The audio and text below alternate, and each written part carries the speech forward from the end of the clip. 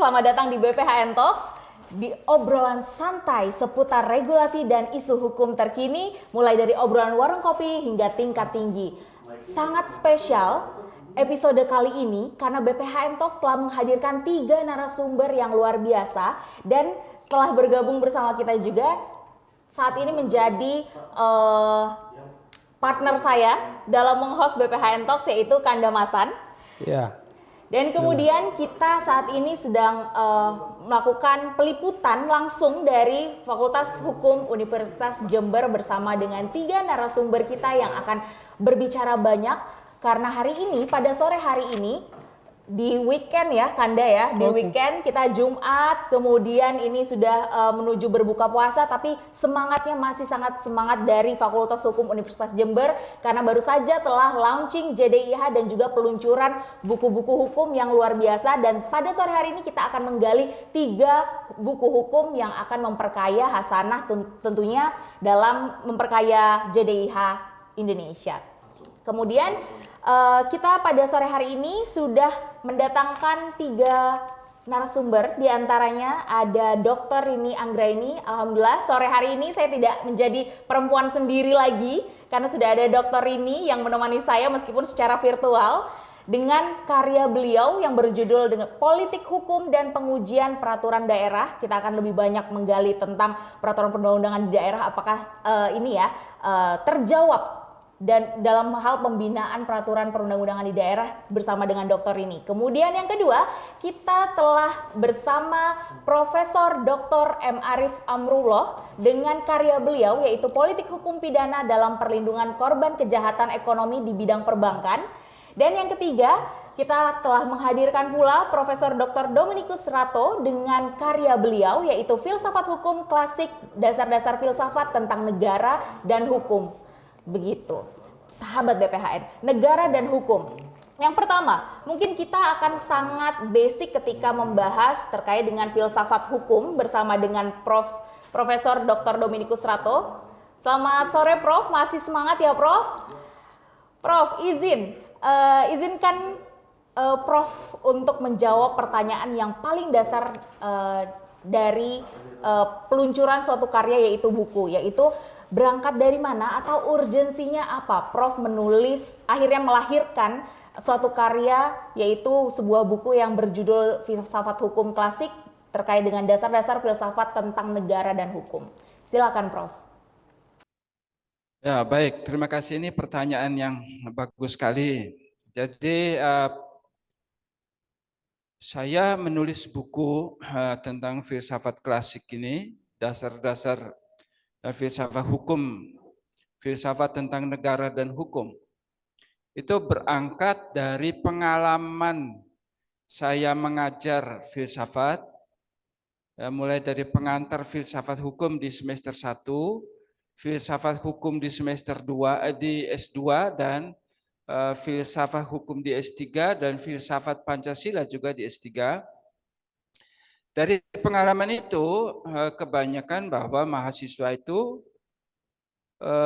basis keilmuan filsafat tentang negara dan hukum itu masih masih kurang. Oleh karena itu, saya menulis ini untuk di semester 1.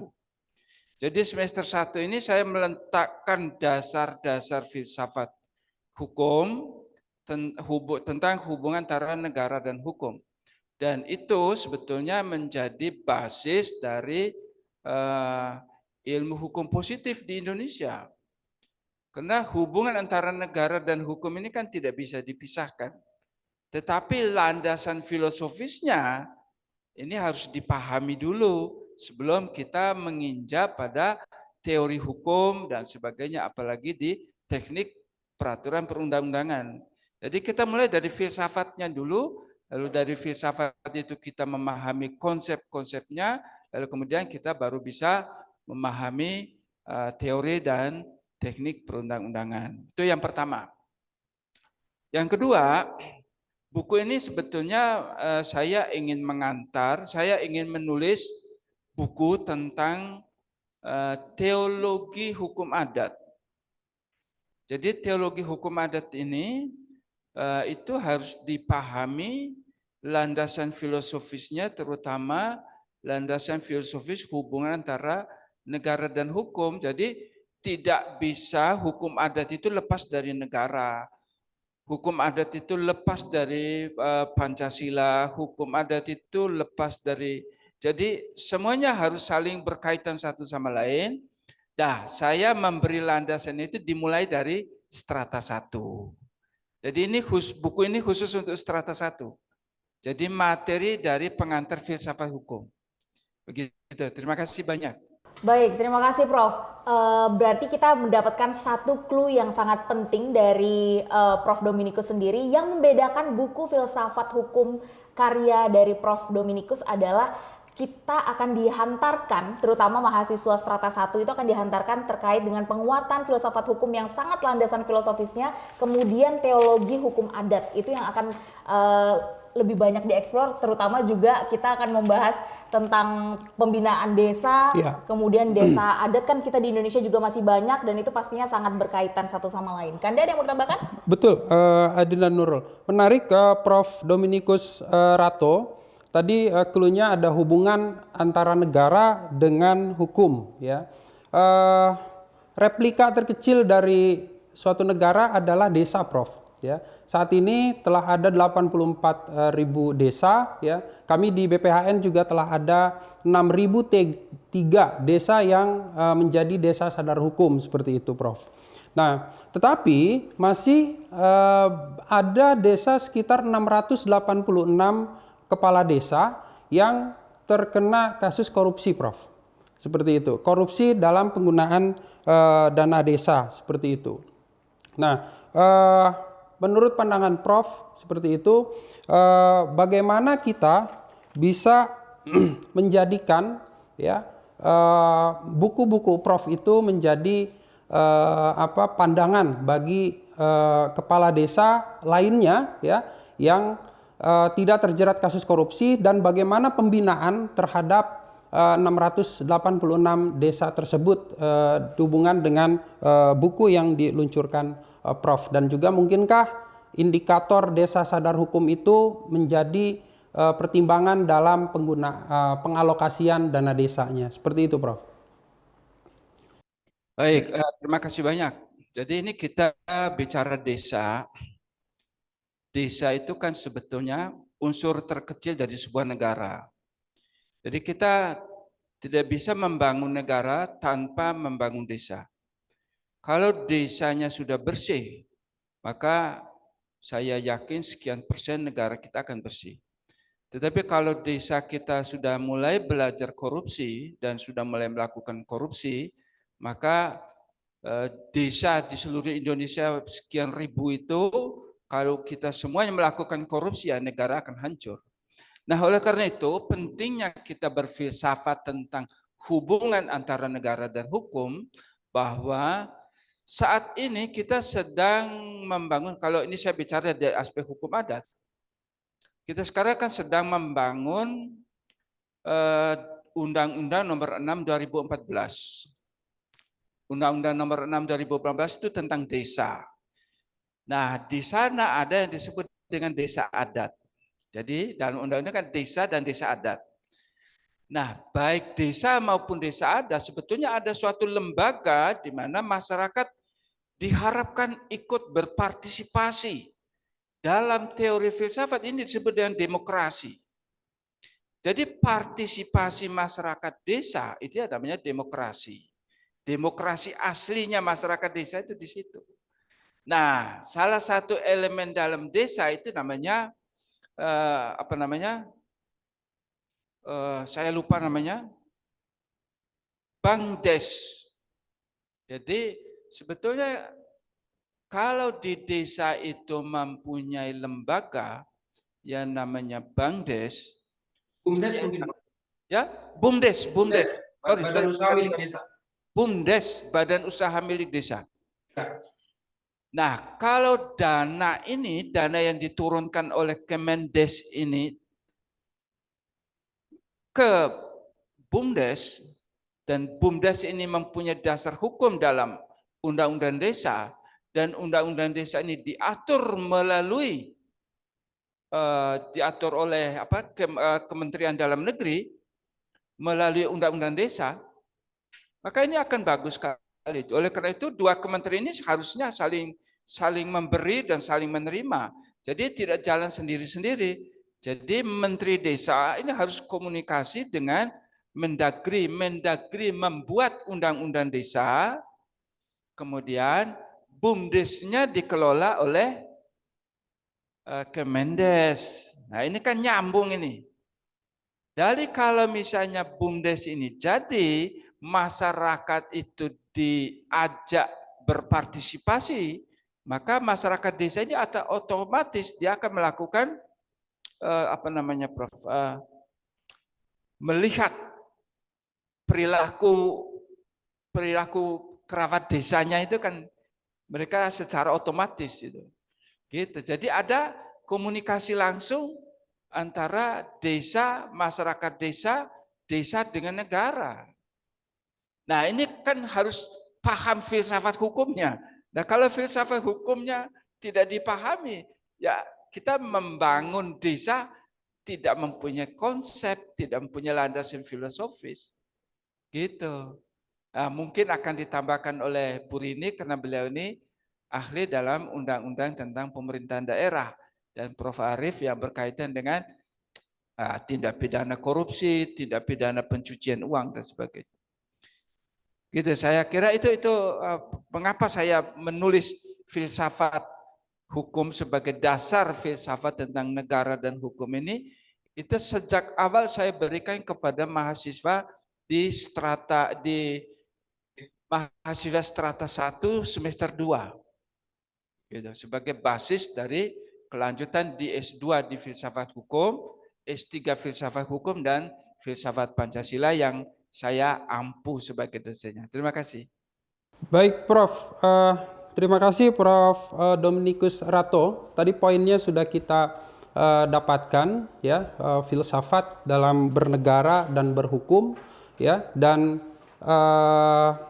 replika terkecil yaitu adalah desa tadi, dan juga ada masyarakat dan juga ada BUMDes. Itulah aktor-aktor yang utama yang berada di desa untuk diperkuat dan juga untuk memperkuat negara seperti itu, Prof. Nah, berlanjut kepada Dr. Rini, Ibu Dr. Rini.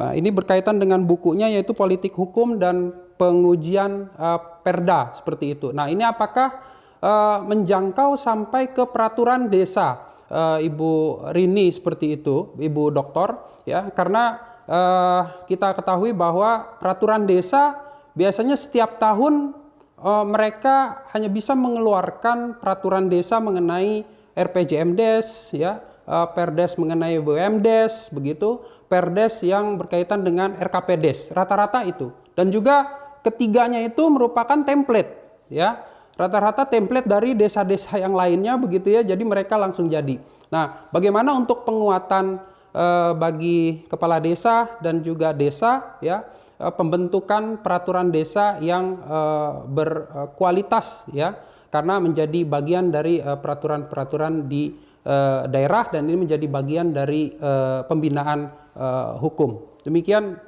Dr. Rini. Baik, terima kasih atas kesempatan yang diberikan pada saya. Assalamualaikum warahmatullahi wabarakatuh. Memang berbicara tentang masalah aturan, regulasi atau hukum itu merupakan suatu hal yang sangat menarik. Baik itu yang regulasi yang bersifat nasional, undang-undang, kemudian peraturan daerah provinsi, kabupaten atau kota, kemudian di bawah kita bicara pada peraturan desa. Pada dasarnya kalau kita berbicara secara aturannya nih, kalau kita lihat di dalam pasal 7 Undang-Undang Nomor 12 tahun 2011 itu mengatur mengenai tata urutan peraturan perundang-undangan. Artinya begini, undang-undang yang berada di bawah tidak boleh bertentangan dengan undang-undang yang ada di atasnya, itu pasti. Kemudian kalau di dalam buku saya itu yang saya tulis mengenai politik hukum dan pengujian peraturan daerah itu begini. Beberapa waktu yang lalu itu ada beberapa peraturan daerah yang menurut putusan Mahkamah Konstitusi itu dihapuskan. Jadi dalam arti begini, kewenangan pemerintah pusat untuk menghapuskan peraturan daerah itu dikurangi atas dasar judicial review yang diajukan oleh beberapa gabungan ya, se-Indonesia itu ada bupati, ada camat, ada kepala desa, dan seterusnya, ada gubernur, kemudian ada wali kota dan seterusnya, mengajukan keberatan bahwasanya kalau peraturan daerah dihapus itu dengan alasan membuat suatu peraturan daerah itu tidak mudah dan tidak gampang. Yang pertama, proses waktu pembuatannya lama, kemudian biayanya pun juga tidak sedikit. Tapi mengapa kok bisa dihapuskan oleh pemerintah pusat? Kan seperti itu. Padahal kalau kita lihat, namun demikian berdasarkan putusan Mahkamah Konstitusi itu tidak semua judicial review yang diajukan oleh kumpulan dari kepala daerah, gubernur, bupati dan seterusnya itu tidak semua yang dikabulkan.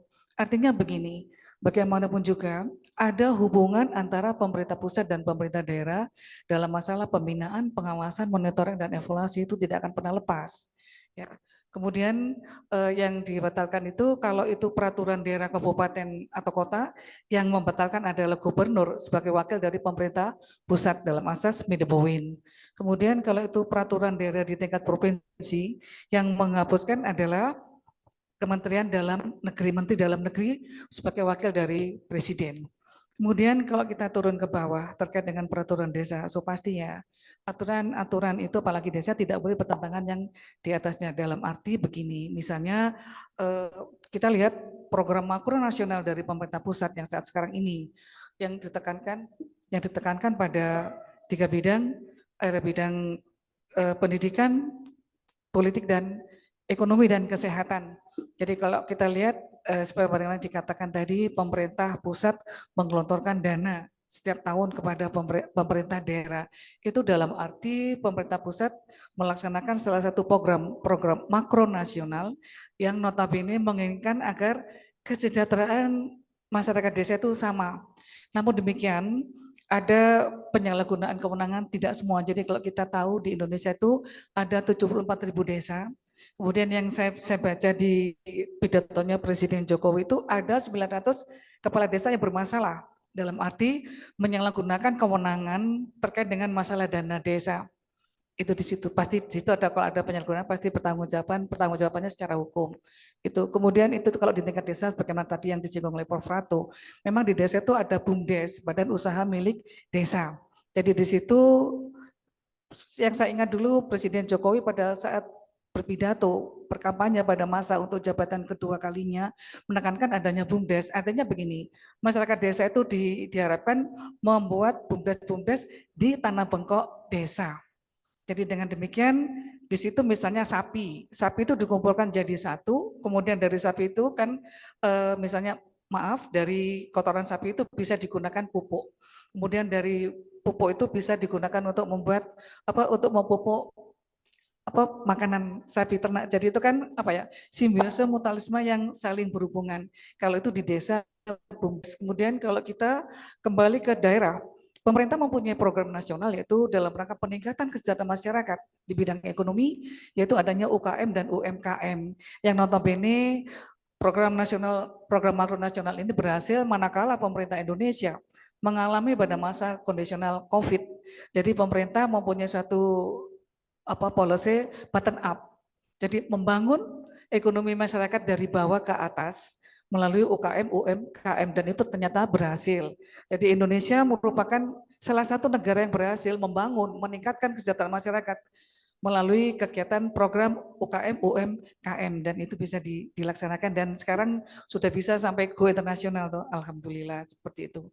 Jadi sekali lagi bagaimanapun juga tidak akan pernah lepas pemerintah pusat dan pemerintah daerah sampai dengan ke desa, karena di dalam Undang-Undang Pemerintahan Daerah, Undang-Undang Nomor 23 tahun 2014 juga disebutkan bahwasanya pemerintah pusat itu mempunyai hubungan pembinaan, pengawasan, monitoring, dan evaluasi kepada pemerintah daerah otomatis sampai dengan pada yang di bawah. Dengan demikian itu berbagai bentuk kegiatan pemerintah dalam rangka peningkatan kesejahteraan masyarakat di seluruh level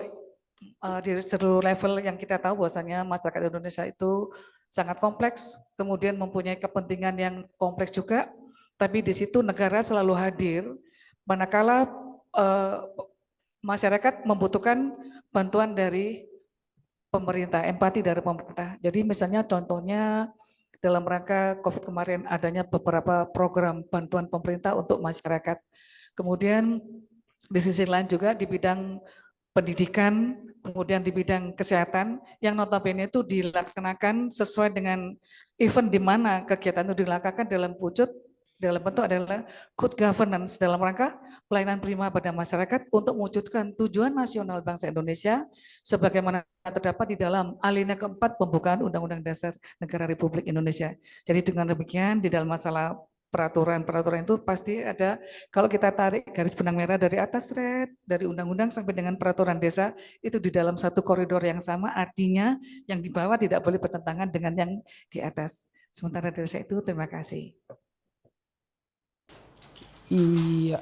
Baik, terima kasih Dokter Rini. Luar biasa penjelasannya. Kayaknya ini udah rangkuman dari satu buku ya, Dokter Rini ini dalam menjelaskannya bagaimana relasi antara politik hukum dan pengujian peraturan daerah kemudian mempengaruhi perpolitikan, kemudian juga politik hukumnya sendiri, kemudian bagaimana ekonomi di daerah itu juga bisa berjalan seperti simbiosis mutualismenya itu sangat jalan, alur berpikirnya itu. Baik.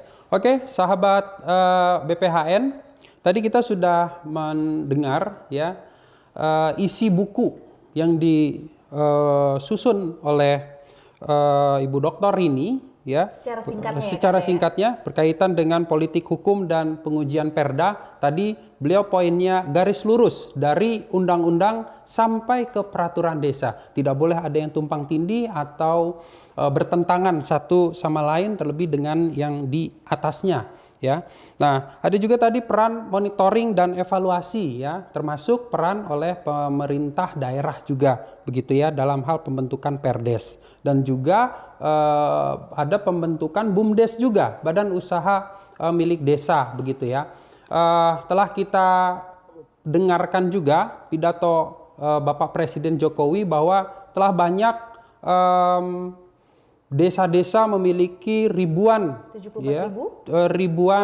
badan usaha milik desa ya, ribuan BUMDes. Tapi yang terpenting adalah kualitas daripada BUMDes tersebut dalam mensejahterakan masyarakat di desa begitu. Nah, berkaitan dengan hal BUMDes pun itu harus didasari dengan adanya Perdes juga seperti itu ya. Nah, Perdes-Perdes yang disusun oleh kepala desa begitu ya, dan juga dalam hal kepala desa menggunakan dana desanya begitu ya, walaupun telah ada pedoman dari Kementerian Desa yaitu prioritas penggunaan dana desa yang dikeluarkan oleh Menteri Desa dan PDTT begitu, tapi tidak menutup kemungkinan sampai saat ini ya berdasarkan fakta banyak sekali kepala desa yang terjerat kasus korupsi dalam penggunaan dana desa begitu. Nah, kita Kak Nurul ya beralih kepada Profesor M. Arif Amrullah begitu ya, yang ahli dalam hukum pidana di bukunya yang berjudul Politik Hukum Pidana dalam Perlindungan Korban Kejahatan Ekonomi Bidang Perbankan begitu. Nah, bagaimana kaitannya terhadap hukum pidana di Indonesia dan juga berkaitan dengan pembangunan-pembangunan di desa yang terutama para pengguna masyarakat di desa pun juga sangat erat kaitannya dengan perbankan seperti itu.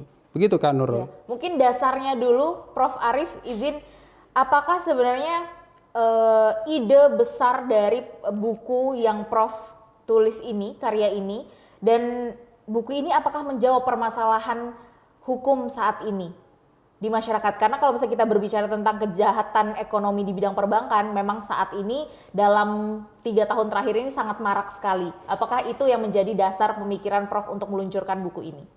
Silakan Prof. Ya, baik. Terima kasih. Assalamualaikum warahmatullahi wabarakatuh. Waalaikumsalam. Berbuka puasa, jadi dahaganya sudah agak berkurang. Udah ada tetesan air masuk. Alhamdulillah. Alhamdulillah. Nah, buku yang saya tulis itu berangkat dari kasus BLBI waktu itu. Ya, dan artinya kasus BLBI itu mulai zaman Presiden Soeharto sampai Presiden sekarang itu belum selesai-selesai. Jadi bagaikan sebuah episode yang nggak pernah berujung, kasus BLBI itu. Nah, mengapa saya tulis korban?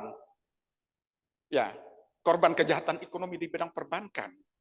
Nah, karena begitu banyak korban ketika bank-bank itu diliberalkan zaman itu dengan berdasarkan paket Oktober tahun 1998. Nah, kita tahu bagaimana korban untuk menuntut haknya begitu sulit. Ya. Nah, padahal korban ini juga itu bagian dari perlindungan terhadap hak asasi manusia. Ya, karena kalau mereka begitu sulit untuk memperjuangkan haknya. Nah, jadi penyebabnya ini adalah, jadi ketika itu sebenarnya gini, kita kan pernah bom minyak nih. Jadi zaman-zaman itu bom minyak. Jadi kita terlena Indonesia itu dengan bom minyak. Jadi surplus kita pendapatan di minyak. Kemudian ini merosot. Nah, lalu apa penggantinya? Jadi waktu itu kan ada kebijakan mengenai ekspor non migas. Nah, tapi salah satunya juga bagaimana ini artinya untuk memberdayakan perbankan. Jadi bank ini lalu diliberalkan. Jadi mudah untuk mendirikan bank. Artinya orang bermodal yang tidak sebagaimana yang disyaratkan itu udah bisa cukup untuk punya bank. Jadi bank itu kita terjadi waktu itu, singkat saja ini ceritanya, jadi terjadi overbank. Ya, kelebihan banyak bank. Jadi bagaimana pengawasan? Dengan banyak bank yang banyak itu kan repot mengawasinya. BI nggak sanggup ternyata juga melakukan pengawasan terhadap bank yang begitu banyak. Nah, lalu ketika itu ada perjanjian itu kan, perjanjian penyelesaian.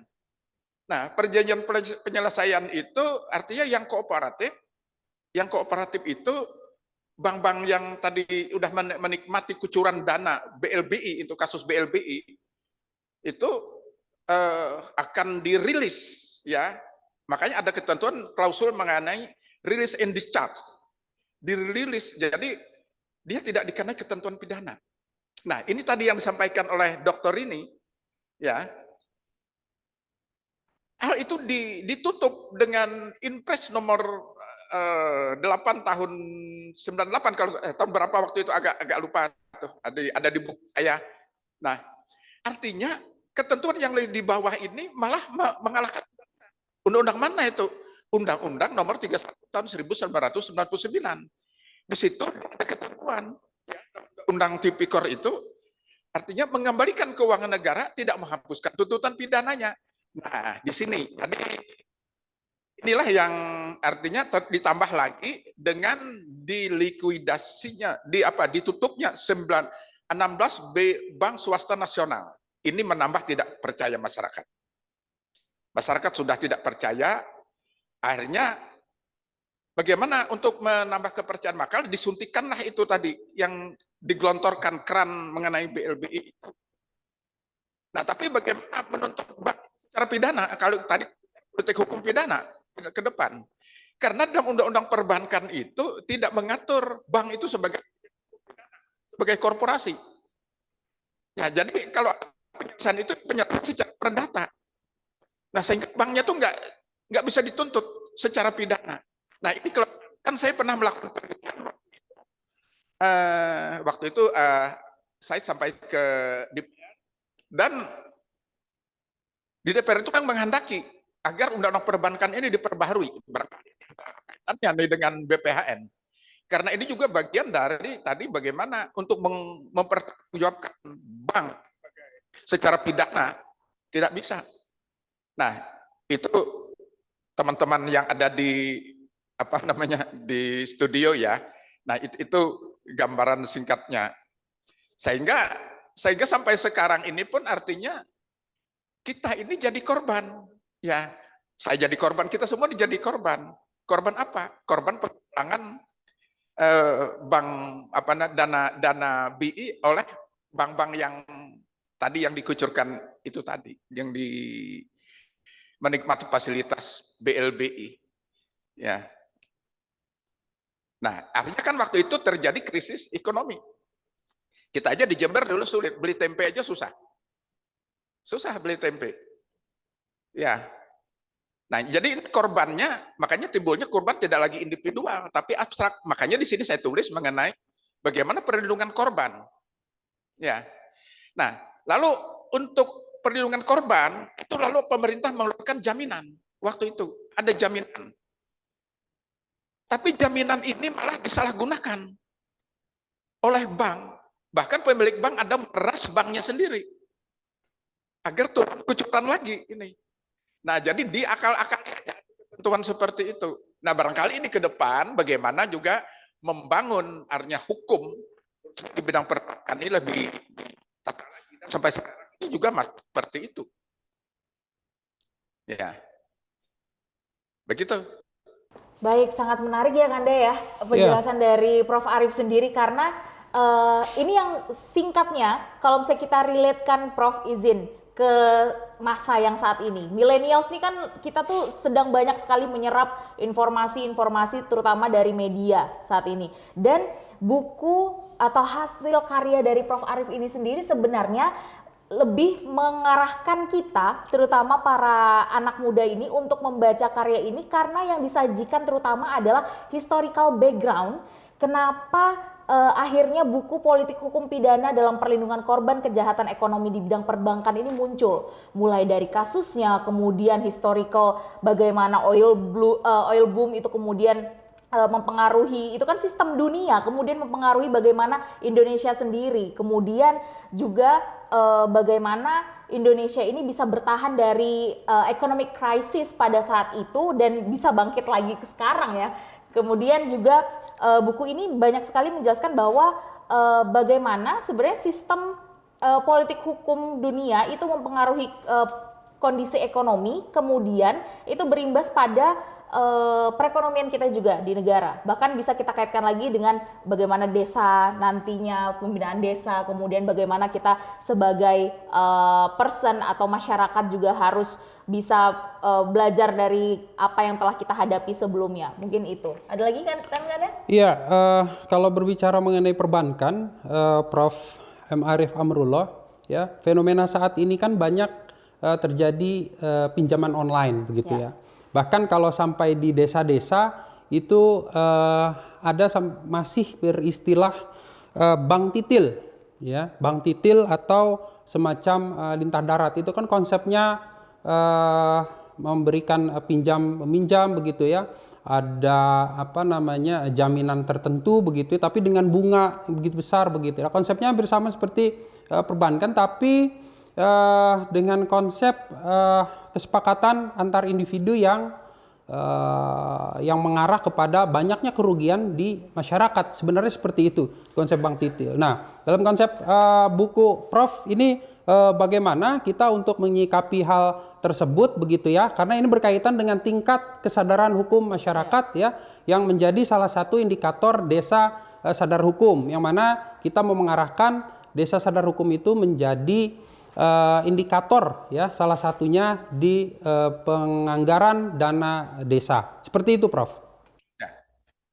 Baik, buku saya tidak menjangkau sampai ke situ, ke pinjaman online. Tapi memang perkembangan kejahatan ini, berarti saya bicara di luar konteks buku saya ya. Artinya perkembangan teknologi saat ini, kejahatan juga berkembang seiring dengan perkembangan teknologi. Ya, nah kita tahu begitu banyak sekarang ini, bahkan tetangga saya itu juga jadi korban pinjaman online ini. Nah, kita kan ini ada OJK, ya, Otoritas Jasa Keuangan. Nah, ini yang seharusnya memberikan pengawasan sehingga masyarakat ini biar tidak terjebak oleh pinjaman-pinjaman. Misalnya begini, ini pengakuan dari korban, cerita ke saya pinjam 1 juta. Tapi yang saya terima udah 750 atau bahkan ada yang juga 700. Yang tadi udah dipotong awal, tapi mereka diteror terus ini. Kalau tidak bayar dalam yang udah ditentukan sesuai perjanjian, maka ini disebarkanlah nama orang ini ke teman-temannya yang ada di HP-nya itu. Sehingga, nah ini kan lalu mempermalukan. Nah makanya di sini juga artinya pemerintah perlu campur tangan dalam hal ini.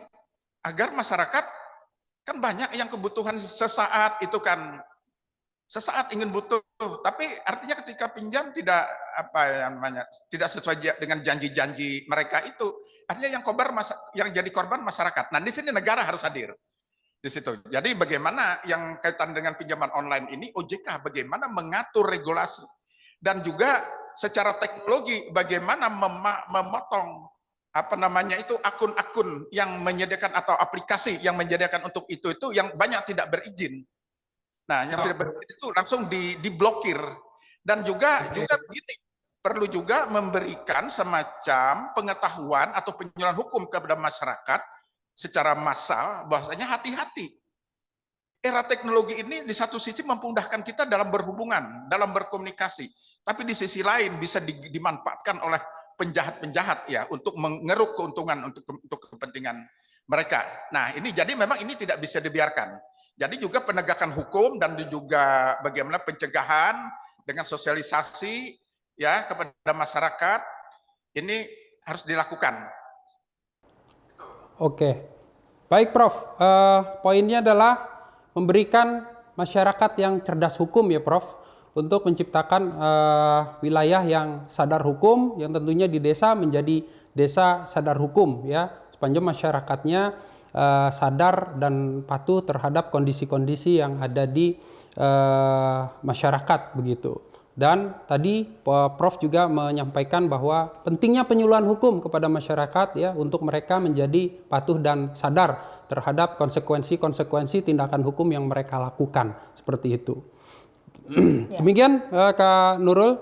Sangat menarik ya, karena meskipun dalam buku Prof. Arief sendiri sebenarnya belum menyertakan bagaimana kemajuan teknologi itu bisa relate ke kejahatan ekonomi di bidang perbankan, namun sudah dimulai dari buku ini sendiri ketika kita bedah, oh kita dijelaskan ini kenapa ada ternyata politik hukum pidana dalam perlindungan korban kejahatan ekonomi di bidang perbankan. Sangat menarik ketiga buku karya dari Profesor Arief Amrullah, kemudian juga Prof. Dr. Dominikus Rato dan juga Dr. Rini Anggraini, semuanya relate ke pembinaan hukum dan juga relate bagaimana kita bisa membina desa, membina semua masyarakat Indonesia, sahabat BPHN dimanapun Anda berada.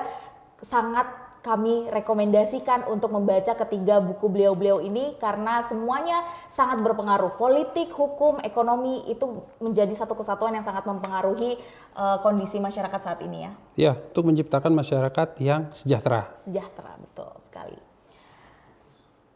Baik, sahabat BPHN, demikianlah diskusi kita terkait dan sekaligus perkenalan ketiga karya dari Dr. Rini Anggraini terkait dengan politik hukum dan pengujian peraturan daerah, dan juga karya Profesor Dr. M. Arief Amrullah yaitu dengan karya beliau yaitu politik hukum pidana dalam perlindungan korban kejahatan ekonomi di bidang perbankan, yang sangat penting untuk kita baca bersama. Sekaligus juga kita telah menghadirkan dan telah membahas secara singkat bersama dengan Profesor Dr. Dominikus Rato terkait buku beliau yang berjudul Filsafat Hukum Klasik, Dasar-Dasar Filsafat tentang Negara dan Hukum, yang sangat penting untuk dipelajari, terutama mahasiswa hukum jangan pernah bolos untuk membahas isi buku dan membaca buku, memahami buku dari Profesor Dominikus Rato karena sangat dasar.